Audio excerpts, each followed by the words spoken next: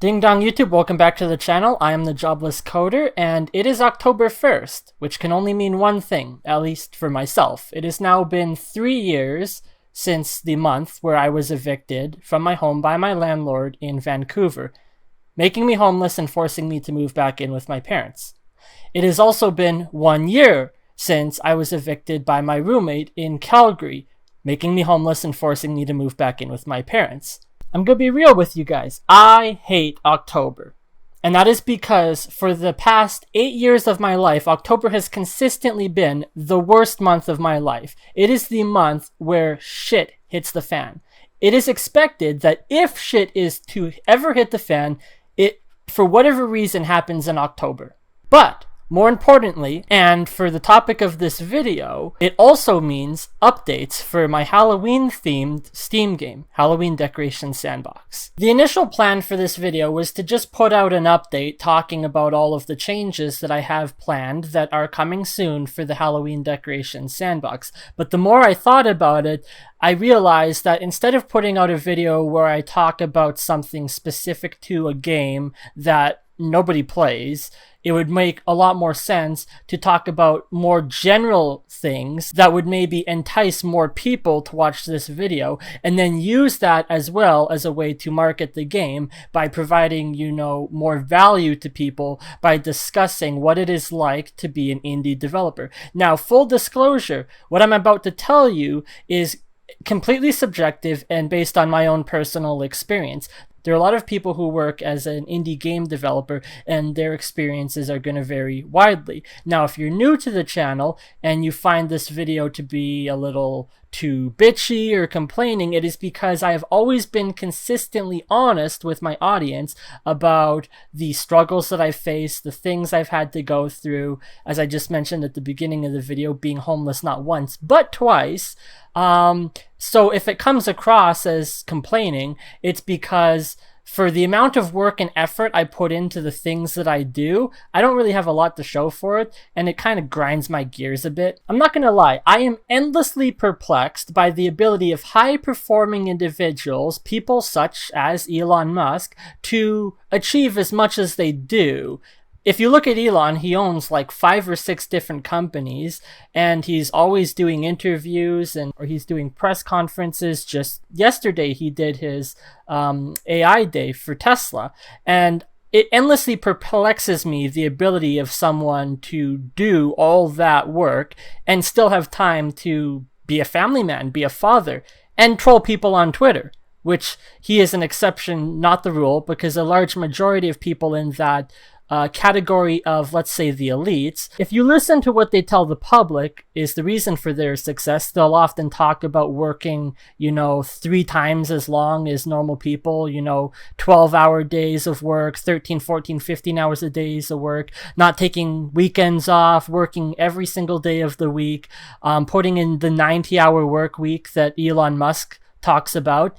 They talk about not spending time with friends or family, giving sacrifices. A lot of these high-performing individuals will tell you, oh, well, you just need to get off social media. But then Elon Musk seems to be the exception to that rule, as he is endlessly trolling people on Twitter and somehow still manages to run 6 companies. They stopped playing video games and they started making video games, things like that you'll tend to hear. But I am going to be entirely honest with you. I have no idea how anything can get accomplished, even if you work 90 hours a week. Because if you do the math, you take 90 divided by 7, assuming you don't take any days off, not even weekends, and you work every single day of the year, that is 12 hours of work per day. And when I wake up, generally around noon, and I stay up until 3 or 4 or 5 in the morning, which is like 16 or 17 hours worth of consistent working, I don't understand how someone who works 12 hours can run 5 or 6 different companies. Now granted, yes, I do take breaks. I do binge watch shows the occasional time. If the new season of Stranger Things comes out, I do, go on social media and waste time doing that. So time alone cannot be the only answer, because I invest on average 15 or 16 hours every single day. I don't go to friends' places. I don't hang out. I don't party. Like the last time I visited or spent any time doing anything with friends was a long time ago. I live with my parents in the town I grew up. Most of my high school friends, they've all moved away and gone on to do their own lives. So there's not even anybody in town that I could visit with. The one friend I did have overdosed on fentanyl in April. So yeah, I don't do that. I don't even play video games anymore. Although I spend most of my day making video games, I hardly play them anymore. And I'd like to, I'd like to be able to sit down and leisurely play a game and enjoy it. But I often find myself, if I try to do that, I'm worrying about the amount of work I've done. I feel guilty for not putting more time and effort in, even though many of my peers, they have a very, I'd say, healthy balance between work and life. Most people, they work an 8-hour day and then that's it. They'll come home and they have, money, they can pay their bills and stuff. But for the amount of time and effort I put in, I'm going to be completely honest with you guys, less than minimum wage. That is where I'm at right now. I can't even afford to move out of my own parents' home. So I feel this consistent pressure to work and produce. And if it's not working, then I just need to work harder and harder and longer hours. But I'm going to be honest with you. If I were to somehow magically work 24 hours a day and not sleep and not die as a result of not sleeping, I wouldn't be any better off than I am. So time in itself cannot be the only answer. There must be something else. Now, it does play a role. If you look at high-performing individuals like Elon Musk, they tend to have a team of people, an army if that, working around them to micromanage their day in such a way that every minute of their time is perfectly accounted for. So someone like Elon Musk, he is making hand over fist, literally tens of millions of dollars every single day. He makes billions of dollars a year, which equates to tens of millions of dollars per day. Every hour of his day is worth at least $1 million, and every minute of every hour of his day is worth more money than you or I make in an entire year of work. If you watched his AI conference that happened just yesterday for Tesla, Elon Musk came out on stage. He helped to, open the conference, and then he disappeared for like 2 hours while the members of his team gave various presentations on what it was that they were doing, what it was that they were building, the achievements that they had accomplished, and then he came out at the end again to answer questions. And those are the key moments that the press is mostly going to focus on. The moments that he was on stage when he came out, and then when he came out the second time to close the conference and answer some questions for the public. That's what the press is going to focus on. What they don't show you is that the conference lasted nearly 3 hours. And for most of it, he was gone. I have no idea where he was or what he was doing, but I can assure you that whatever it was he was doing in that 2 hours of missing time was not sitting on a Nintendo DS playing video games in the back room. He probably had a laptop or something with him, some form of computer, that he could sit down and work on other business ventures while the presentation was going on, led by all of his employees. So obviously, teamwork plays a role in this, the ability for someone as a leader to manage a team. Now, when it comes to indie development, the term is widely misconstrued. A lot of people don't seem to know that indie doesn't necessarily mean small, it just means indie. You can have indie game studios that employ 30 people. You can have tech startups that have 100 people working for them and they're a decade old and they're still considered a startup.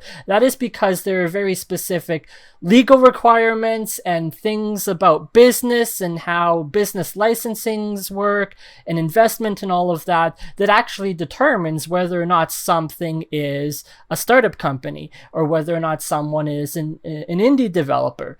When it comes to large name studios like Blizzard or Activision or Ubisoft, EA Games employs 3,000 people. So when you get to that level, and they have like 6 different campuses all over the world, their primary one being in California and their one in Vancouver, British Columbia.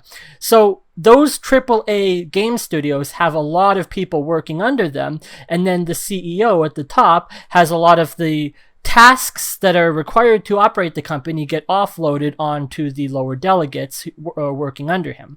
Now, these are the types of teams that are required to make, Grand Theft Auto. They've been working on it for over a decade. They have like 50 people working for, I don't know what the size of Rockstar Games is, 60, 70 people working for them for a decade. So that's why when these games come out, they're like extremely high quality, detailed, everything, all the models, they're all custom made from scratch. The storyline is like 10 hours long with like fully rendered cutscenes and all of that. It's like 6 movies put into one because they've had a team of 70 people working on it for a decade. Now, when you talk about the difference between AAA games and indie games tend to have a lot less because they have a lot less management, they have a lot less resources and access to people. They don't have, $1 million motion capture studios like Naughty Dog's when they did the Uncharted series where they were motion capturing the cutscenes with Nathan Drake.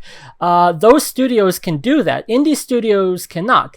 However, that doesn't mean indie studios can't put out good quality shit. If you look at a game like Among Us, there was actually a documentary recently produced about the production of Among Us. It was put out by a channel called NoClip, and I will highly recommend you to check out all of their videos about various games because they interview the developers of these games and create a documentary about the process that went into creating the games. And a game like Among Us, it's very small conceptual-wise. It doesn't do a lot. It's not like the ambition that Grand Theft Auto has, or the scale or the scope of the world that you might find in, say, the recent Spider-Man game that came out in 2018.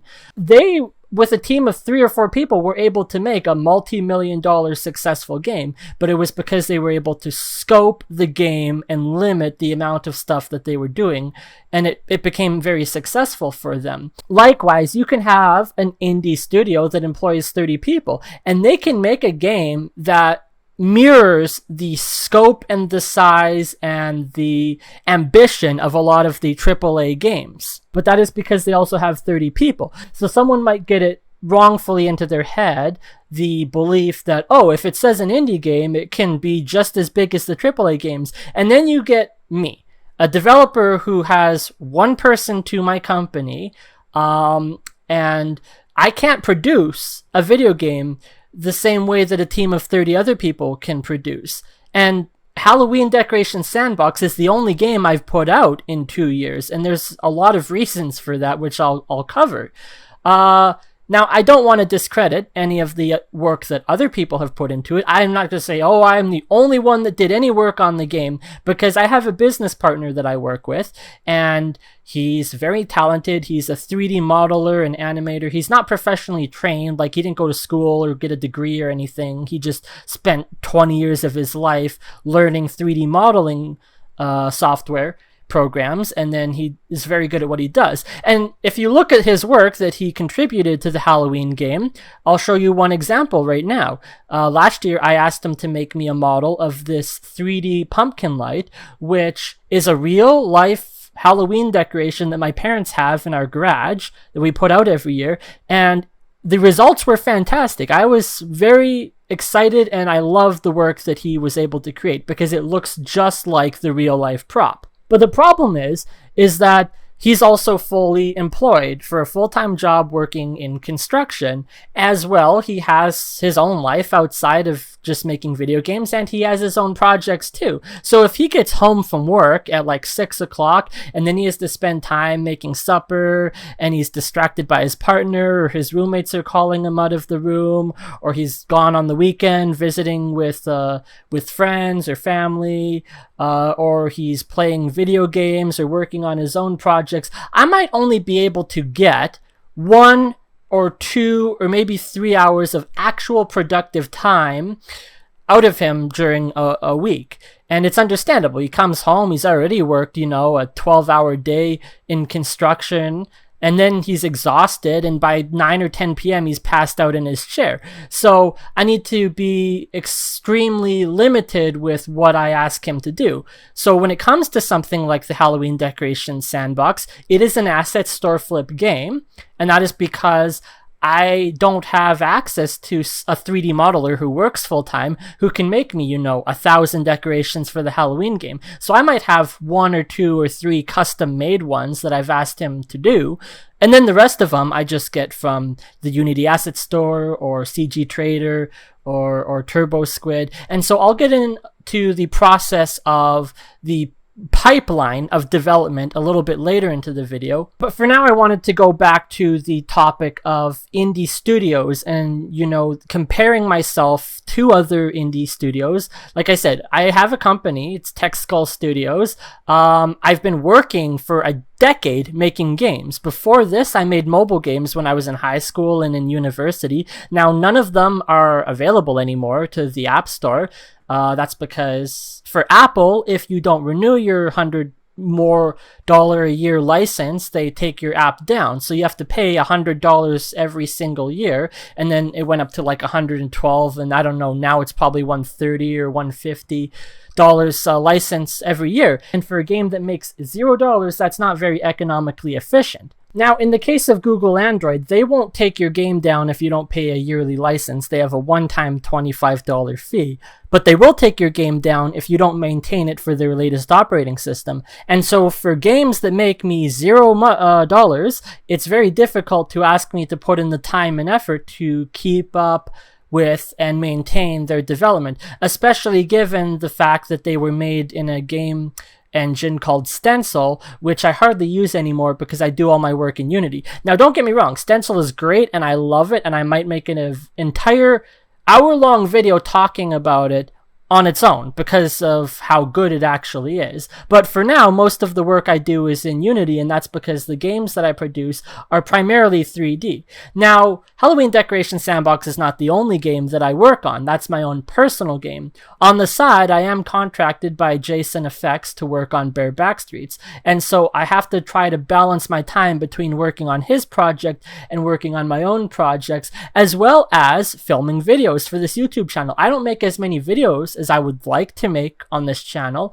I often find myself having to make concessions. I wanted to make a video last week about a topic that I had an idea for, and then I never got around to doing it. So I plan to do it this week, and I decided to do this video instead. So now that topic has been put off for yet another week. That is because this video is more time relevant with the start of October and Halloween coming up, and the other video is more general and can kind of be put out at any time during the year. Now, speaking of seasonally based time constraints, that is both an upside and a downside to working on games that are seasonally based. The upside to making a game that is about Halloween is that you're not really obligated to work on it throughout the rest of the year. I mean, I can put out an update in the middle of July, but it's not really going to get any interest because nobody really wants to play a game about Halloween in the middle of July.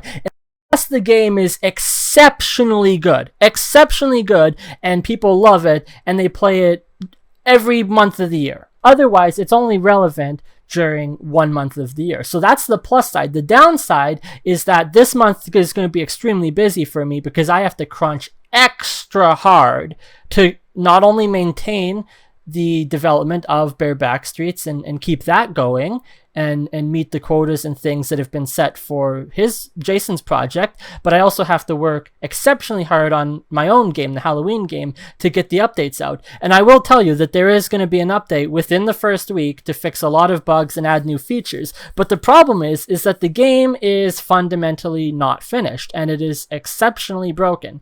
And my business partner, who I previously mentioned, I fought with him in 2020 when we released this game because he told me it was not ready, and I told him I had to release it because it was 2 days until Halloween.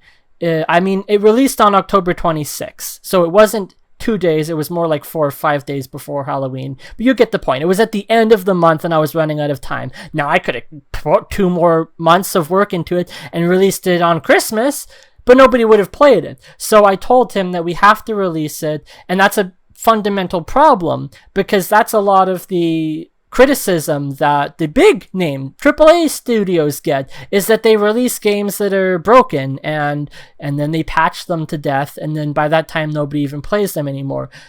Perfect example would be Heroes of Might and Magic 5. My favorite game series franchise of all time got destroyed, absolutely obliterated by Ubisoft. Nobody even talked about the game when it came out because it was so fundamentally broken.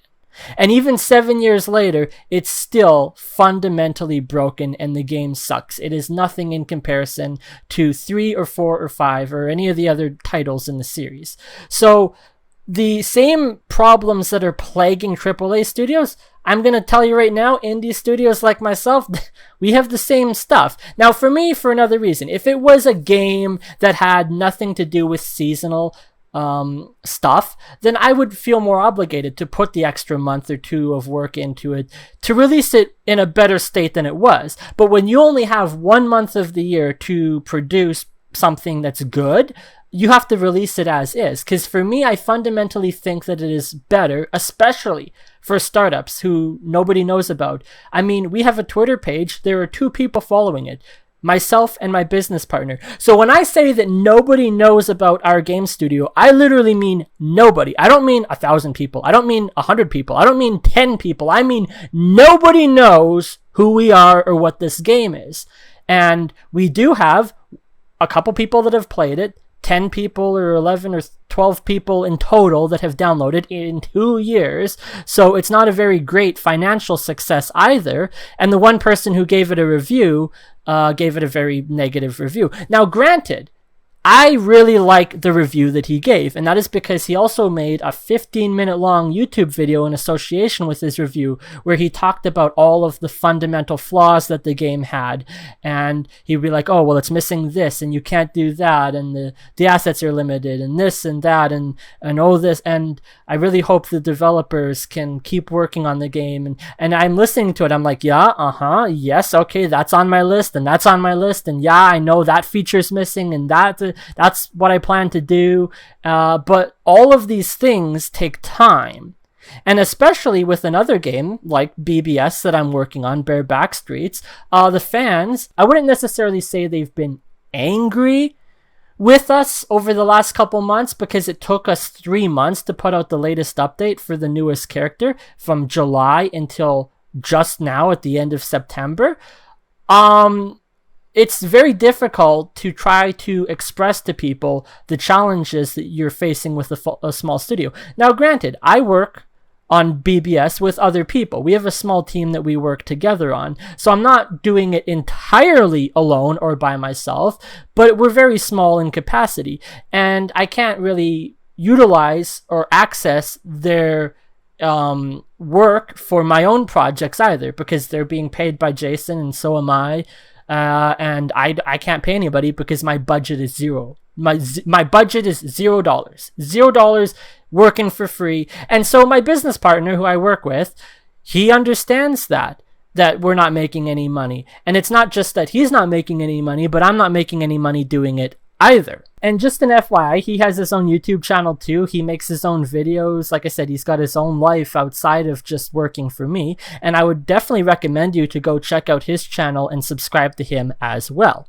But in terms of the actual content that is missing from this game, it is a sandbox, open world sandbox game that was heavily inspired by Roller Coaster Tycoon. So the entire premise of the game is to develop and build from scratch your own Halloween decoration scene and then walk around it in VR.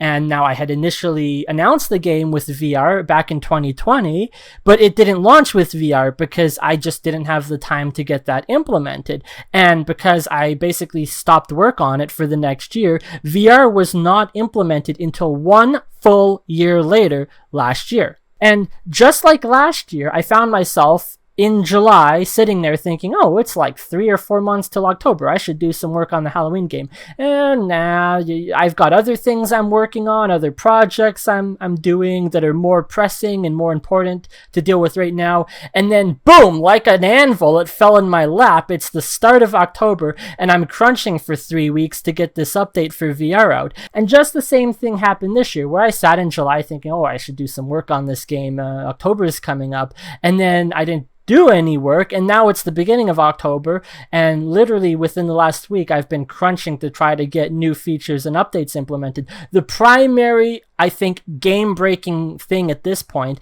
is the fact that you can't even move the decorations after they've been put in the sandbox or delete them. There is one way to do it with the undo button, but if you put like a bunch of decorations down and then decide that that one like in the middle you want to get rid of, the only way is to undo everything that you did after that point. So you can't just select the decoration and delete it. That is going to be the feature that will be implemented this week, along with the ability to move the decoration after it's been placed. I think that's a fundamental, necessary thing to have in a sandbox game that's about creativity, is the ability to move things around if you mess their placement up, or you decide you want to change it later. The next big thing that needs to happen over the next month, in addition to fixing the bugs and other problems, is content. We need more decorations. When the game launched, it launched with 184 unique decorations that were distinctly different from each other. And that might sound like a lot, like, oh wow, there's 184 different decorations, and that includes buildings and scenery and trees and such. On paper it sounds good,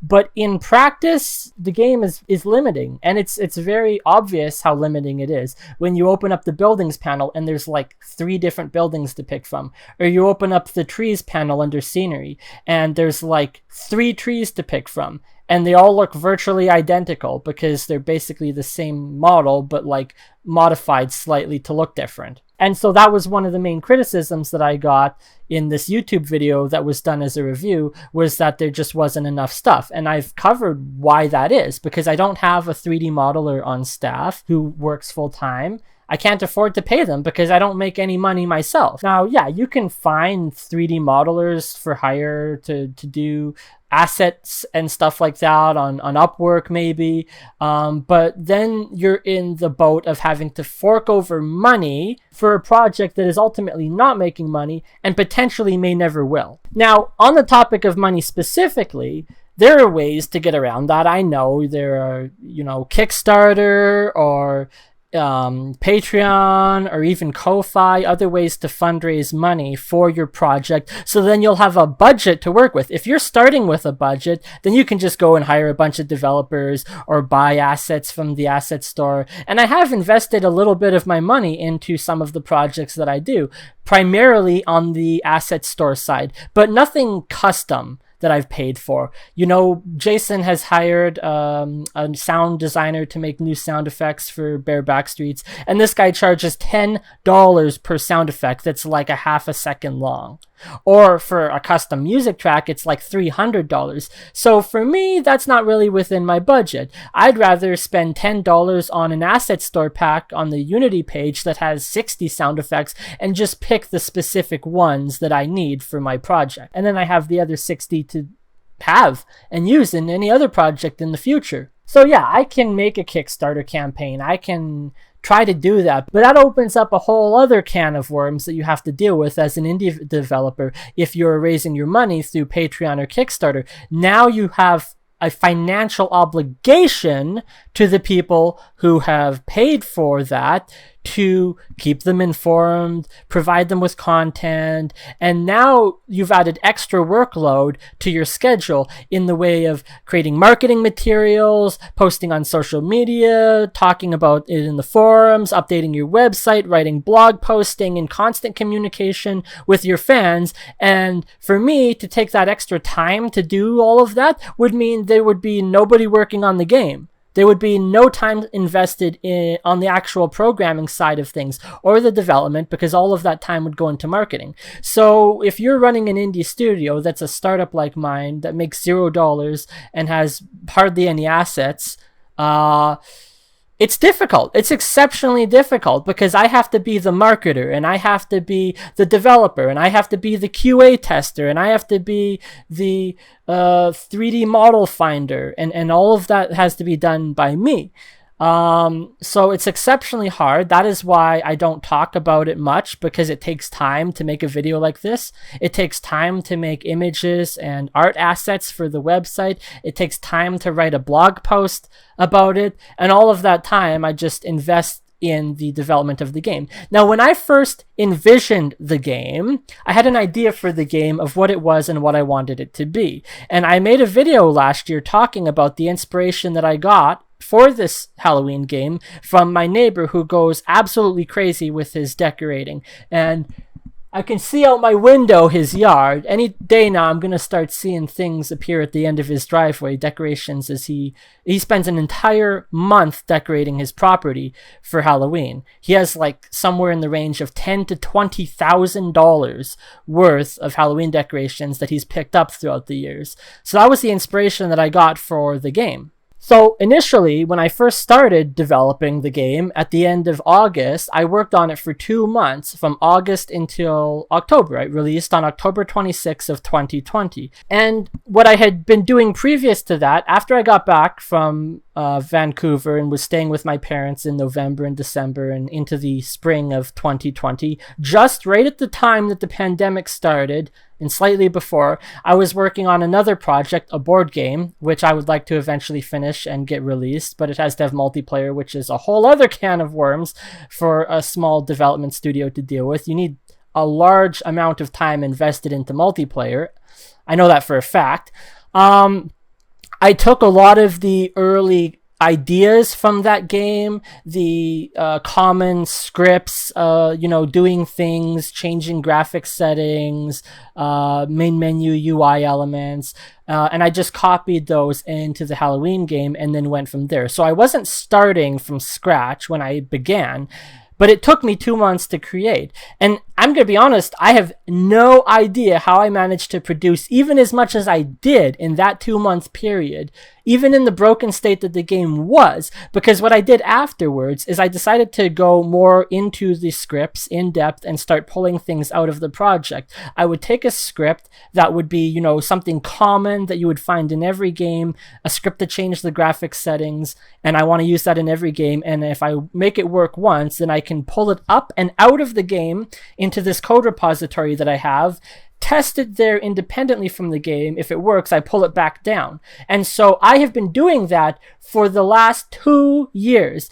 Look at a script, I take it out, I put it in the code repository, I edit it, I bug test it, I document it. Now, when I say document it, I mean I would document what each function in a class might do. I don't have the level of documentation that I want to have. A lot of the big studios, even smaller studios, in the indie space, they'll have their code base documented on like some type of website or something. Maybe it's internal to their own system, where you can go and you can view information on each class and what it does, and it explains it in detail and it has examples. That's not the level of documentation that I'm speaking of. That's the level of documentation I'd like to have. It'll take me probably a decade to make, but the stuff that I have for documentation is like, I made a comment about how this function works, and I made a comment about how that function works, and this function and that function. And so I've been doing this for 2 years, pulling the script out, testing it, putting it back in, pulling the script out, testing it, putting it back in.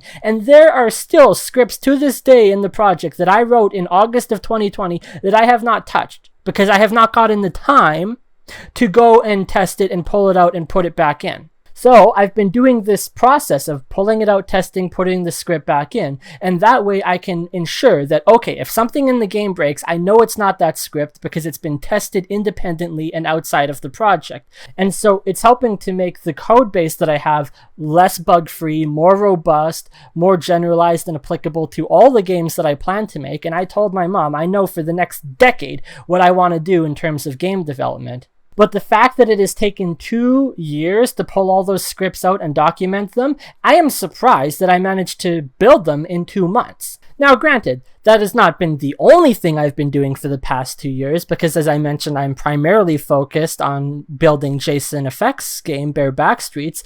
So my time is split between working on my own games, working on the code base, and working on Jason's game, as well as doing art for the furry fandom, or making videos, or just spending some leisure time watching episodes of Money Heist. I really like that show.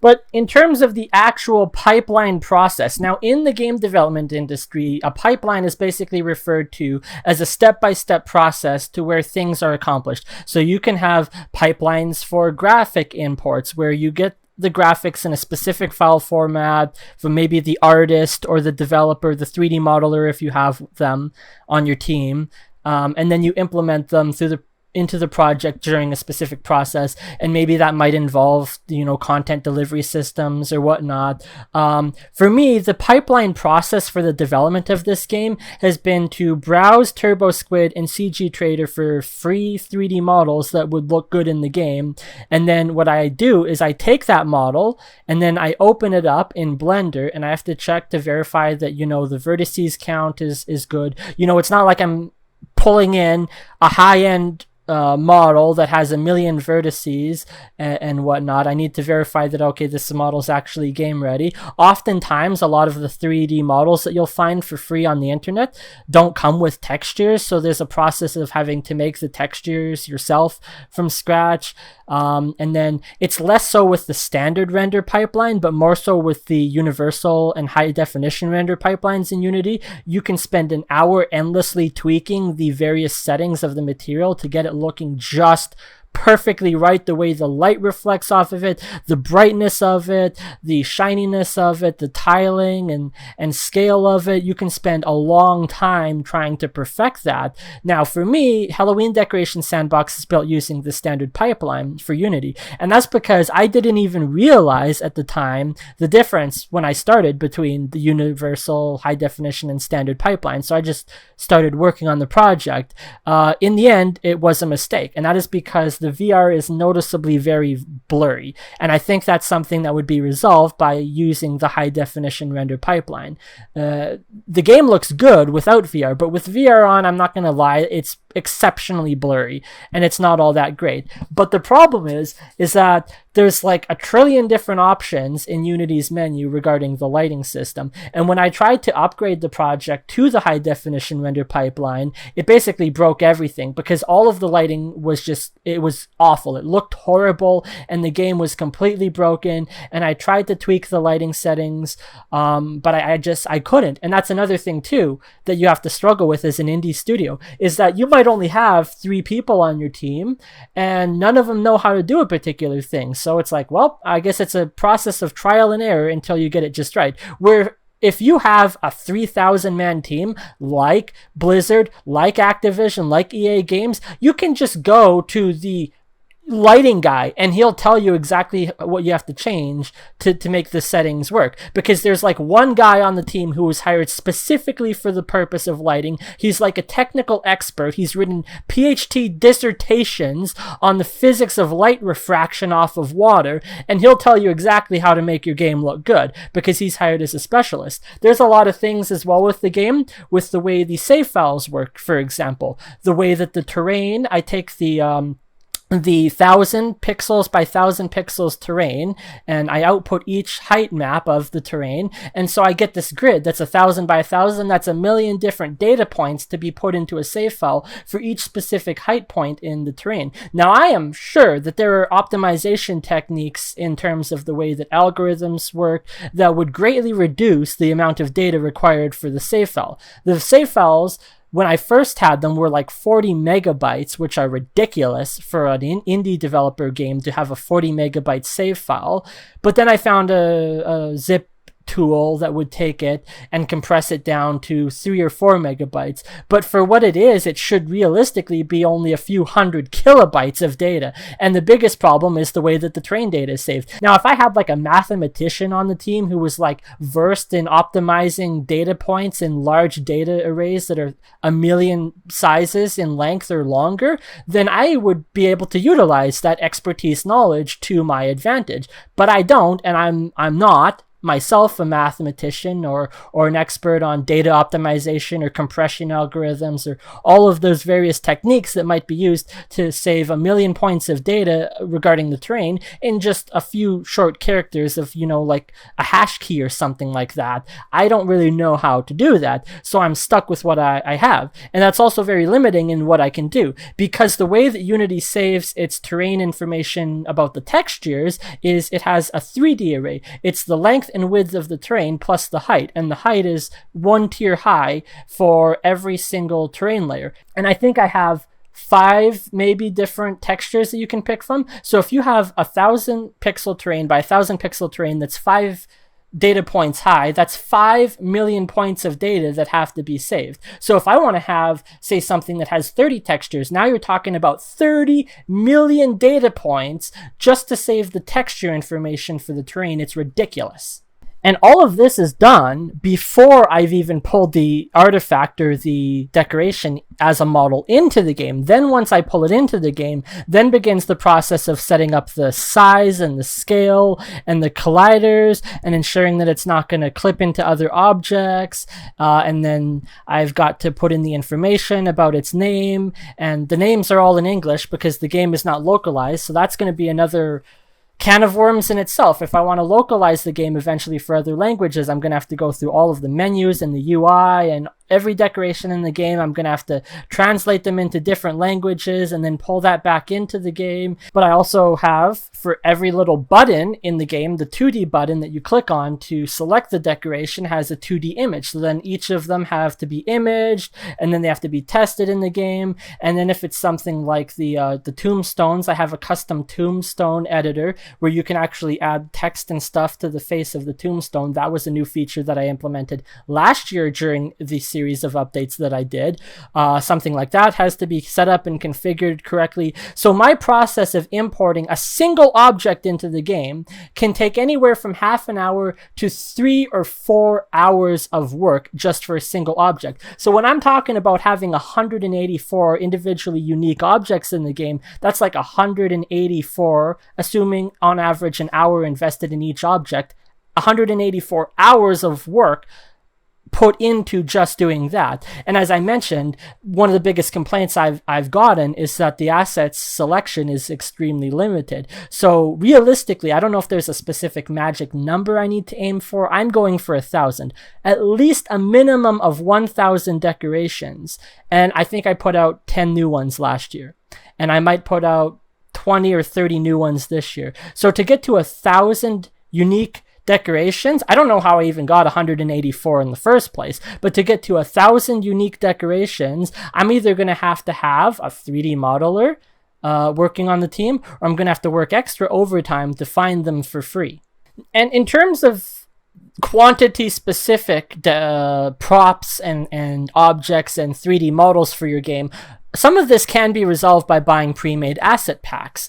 The problem is that a lot of the asset packs that you get pre-made have a very specific style and aesthetic to them. I'm thinking about Cinti Studios, who produces all these wonderfully beautiful low polygon models that are perfectly ready for game development. And if you're a fan of CodeMonkey or watch or subscribe to his channel, then you'll know that he uses their assets in almost every one of his tutorial videos, and they're great. The problem is that unless the scope of your game fits perfectly inside the boundaries of what objects you've been provided with one of the Cinti asset packs, you're screwed. Because if you try to add an asset or something to the game that doesn't match that style explicitly, then it's going to look out of place and people are going to notice. So either you have to be exceptionally good artist and be able to mimic another artist's style in such a way that you could make something look like one of the Cinti assets but custom built for your specific needs.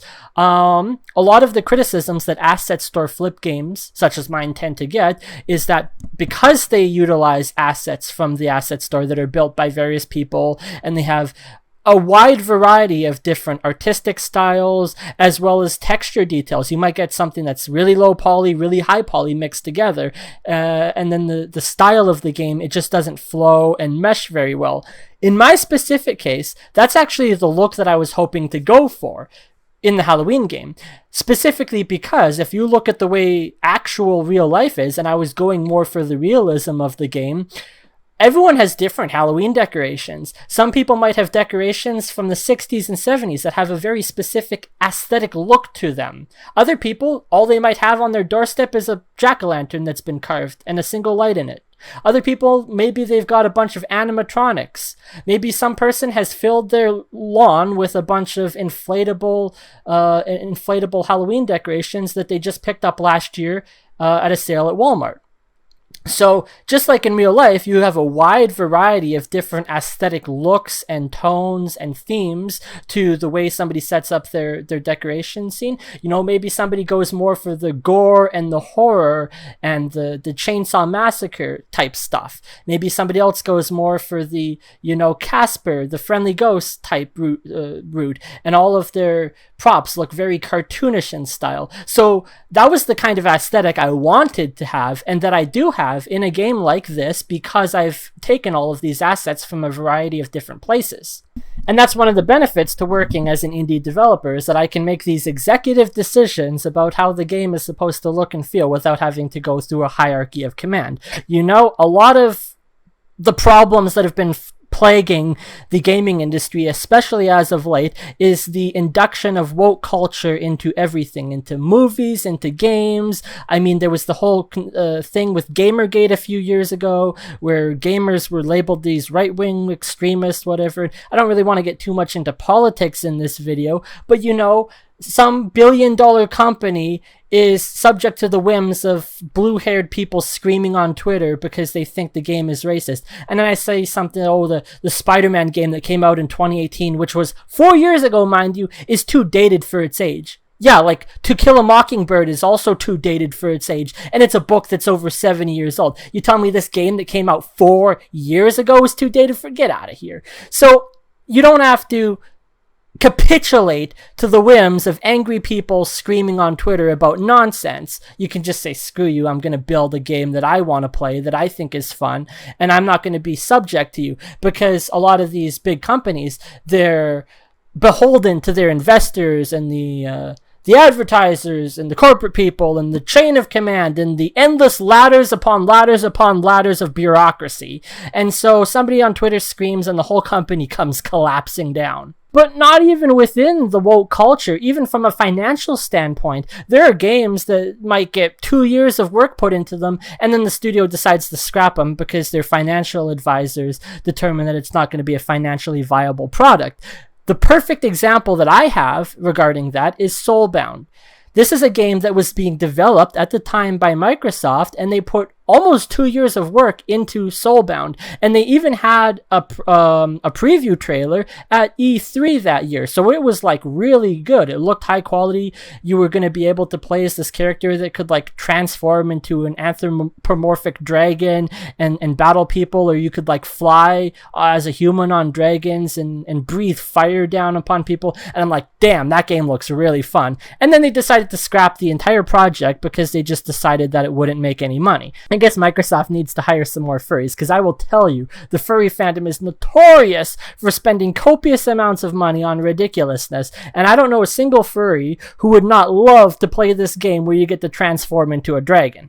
Now, funny enough, they already do employ, there's like 60 furries working for Microsoft or more. They have their own internal Telegram chat for furries who work at Microsoft. I happen to know the guy who runs that Telegram chat. He's not very fond of me, but whatever. Now, in terms of struggling as an indie developer in the industry to make any profits or a business of yourself, there is a fantastic interview that was done by the Games Developer Conference. Now, if you don't know the Games Developer Conference, they're a YouTube channel that put out they're almost like TED Talks, I would say, about different things that people have had to go through, challenges in the gaming industry, you know, problems with AI that were solved, and you know, solutions to VR. And so they have all these different developers and projects and studios come out on stage to give presentations. And there is a game presentation that was done by a developer from British Columbia, so he's Canadian as well, and he works basically just by himself with his wife. So they are literally in the same boat as me, 1 or 2 man studio. And I also happen to associate very well with his presentation because the games that he ended up making were specifically seasonally themed. His first game was Christmas themed, and his second game was Halloween themed, and then I think he made an Easter game. And his games were like the type of, matching 3 or matching 5 Bejeweled games. So that was the game that he was developing. And because you're dealing with a small game like that, there's a very specific rule set to be Jeweled, and they don't tend to change very often. And yeah, you can add new features and modes and all sorts of things, but it's like a very small scope that is structured, and when you're done. With a game such as what I'm working on, the biggest difference between us is that he kind of knows when he's done. I don't know when I'm done this game, and I want to let you know that it's not abandonware.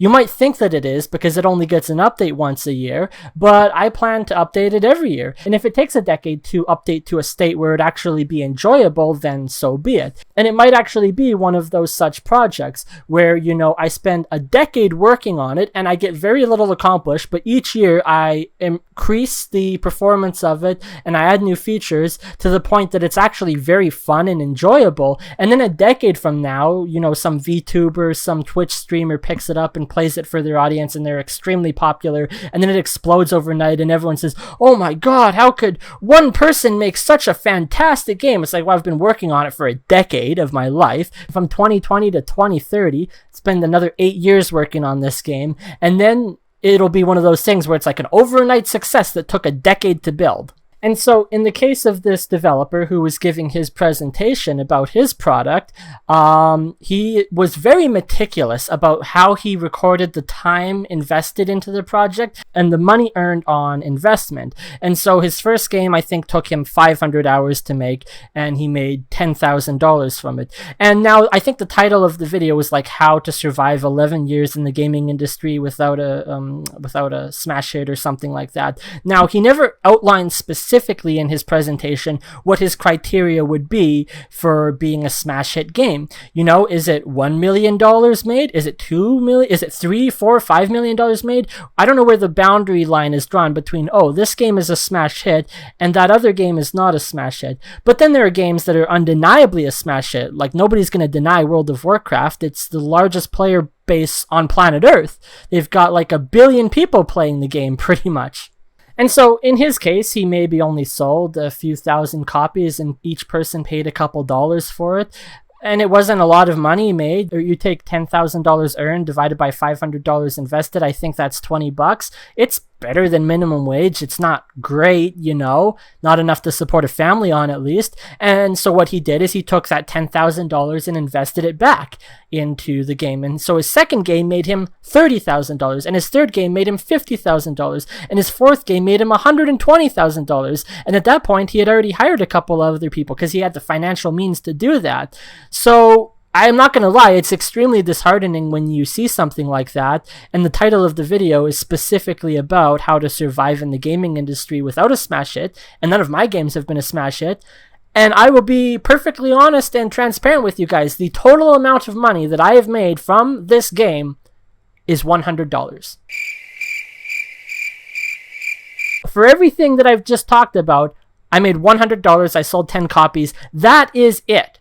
No, I'm not disparaging, I'm not ungrateful to the people who have purchased the game and played it, and even the guy that did the review on it, although it was a negative review. $100 is nothing. Like, that's my phone bill every single month, and that's after 2 years of work. So it's not a very good financial success, and it's not like I can take that $100 and reinvest it anywhere, and I don't even cash it out because it's not even enough to pay for the $170 I had to fork over in the first place of my own money to get the Steam key, because Steam sells their keys for $170, and unlike Apple, they don't charge yearly for it, so I don't have to continuously pay for it unless they'll take my game down. And unlike Android, they're not going to take your game down if it's not maintained for the current operating system.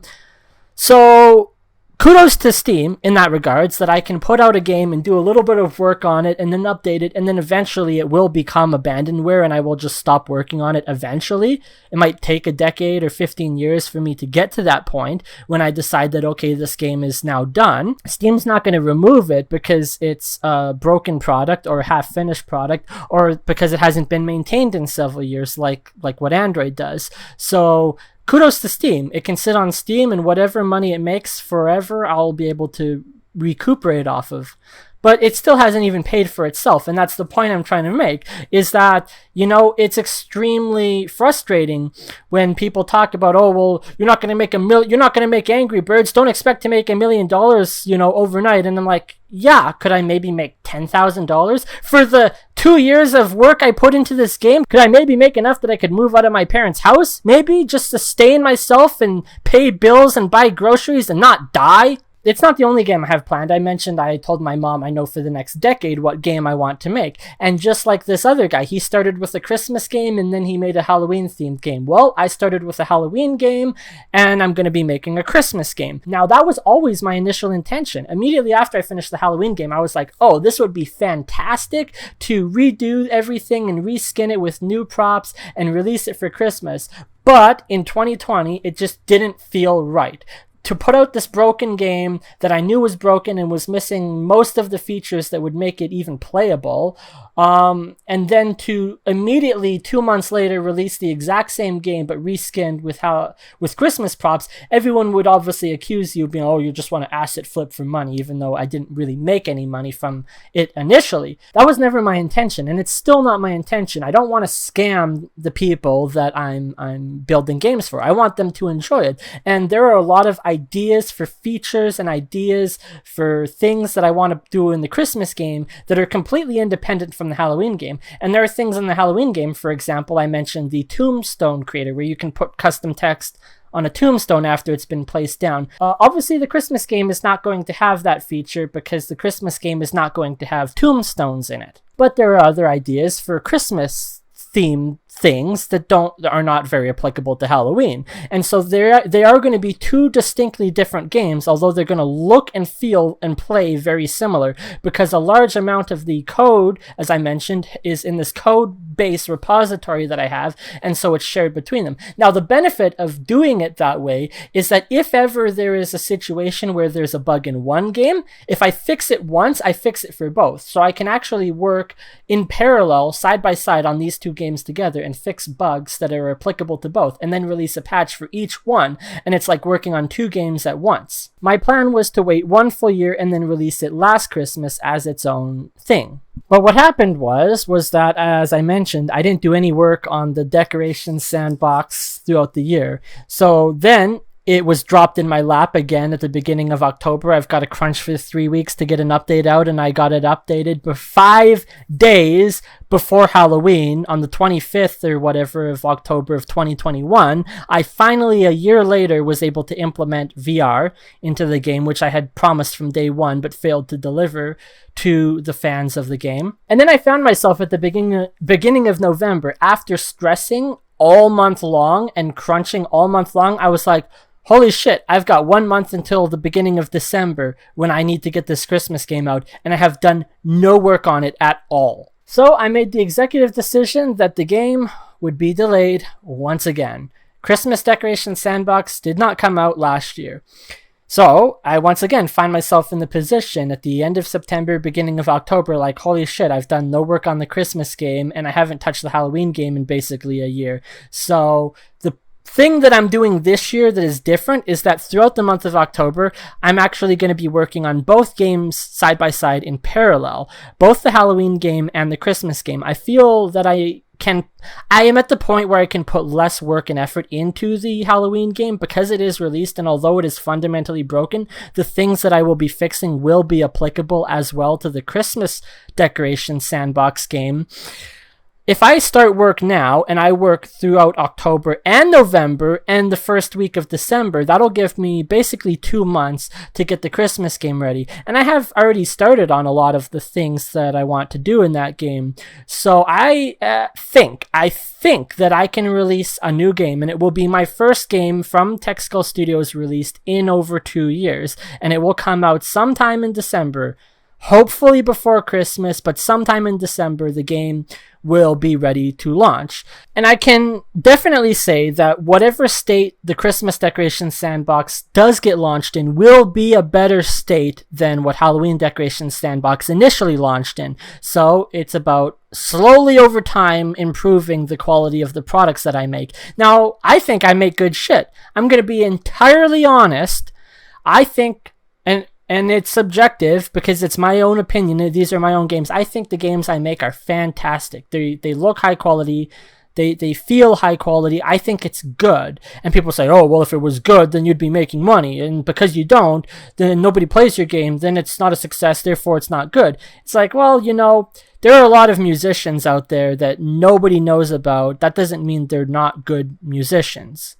I think that for me, my personal opinion, the biggest problem I have is marketing. I just am not good at marketing. That doesn't mean that my code is bad. That doesn't mean that what I do or build or create is bad. It just means I don't know how to market myself to people. And so what am I supposed to do? When nobody knows the game exists, nobody's going to buy it or play it or download it or talk about it with their friends or share it or Twitch stream it or any of that shit. None of it happens because nobody knows about me or the games that I make. So I think that's fundamentally my biggest problem, is that I cannot functionally market myself in a way that is enticing to people, that'll make them go and actually want to buy. When I made my games in high school, the mobile games I was doing, every single person in the school, every last one, whoa, my god, this is so cool, we're totally gonna buy the game when it released. Me and my brother put 6 months of work into the game, and then when it finally came out, nobody bought it. Nobody. It was $1. You know, everybody already paid $1 for Angry Birds, or $1 for Flappy Birds, or $1 for Tiny Birds, or whatever other bird-related game they pay $1 for. Nope, nobody paid $1 for our game, even though they all said they would. So we made no money on that either. But in terms of quality of the product released, I think that Christmas Decorations Sandbox will be ready for the beginning of December, and that it will definitely have more features than I mean, now that I've got VR implemented, it's just a matter of copying and pasting the code into the Christmas decoration game so that it can release day one with VR implemented, and day one it'll have these decorations, and day one it'll have these features, and then I can work in tandem throughout the remaining years to release the more updates for them. I don't really plan to make an Easter themed one. I might eventually, who knows, because that's exactly what this guy did. He made a Christmas game, and then a Halloween game, and then an Easter game, and each one progressively made him $10,000, $30,000, $50,000, and then he started making other games that made him $100,000. And I think maybe just now, after 11 years, and I think this video was like 3 or 4 years old, so it might be 15 years now at this point, he might maybe now be making the millions of dollars in that range after a decade of work. But it took him a large time to get there, and he started with $10,000. It might take me a decade to get to the point of even $10,000. Even if I could get that, that would be acceptable, that would be nice, that would be fantastic if I could make something for the effort that I put into this game. So in terms of the update, I think I've covered most of the things that I wanted to talk about in this video, as well as the things and features and functions that are going to be coming in both Halloween Decoration Sandbox and to come Christmas Decoration Sandbox. And each game is appealable to different audiences. Some people are really, really into Halloween, and they don't care much about Christmas. Other people are really into Christmas, they don't really like Halloween. So I think that I can market to 2 different audiences. There are some people that are really into both holidays, and they might want to play both games. And I hope I've explained enough about the ideas and plans I have for the game, and functions and features, that you might want to buy the game yourself. And if this is the only way I can market myself, by screaming into a camera, I mean, if it works, it works. If it doesn't work, at least I tried. So until then, I will thank you for listening through my massive rant. I hope to see you in the future. I may or may not do some live streams during the month of October, showcasing the new features. It's all going to depend on how my schedule goes. If that's the case, make sure to subscribe to the channel to stay tuned for those updates. And until then, I'll see you in the next one. Thank you and bye. Have your kids or you ever gone with them to like a VR haunted house, or does that exist yet? Because if it doesn't, that's going to be... Yeah. I mean, you probably can't do it this year, obviously, but... Right. Good call. Of course. That would be great. That would be a good call. Really creepy. Walk around an entire place that's made for it.